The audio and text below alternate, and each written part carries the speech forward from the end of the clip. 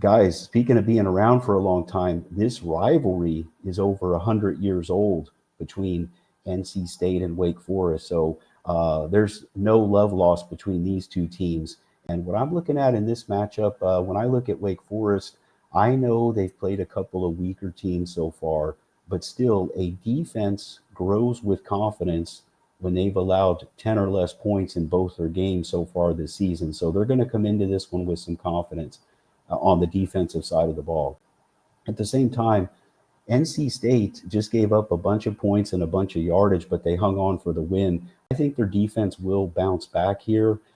When you look at the matchup last season between these teams, I know it got into the mid 60s, and today we're looking at a total in the mid 50s, low to mid 50s on this one. But that matchup last year, Wake Forest won and scored 34 points, but they only had a little over 300 yards of offense in that one. So it was a bit fortunate to get to such a big number.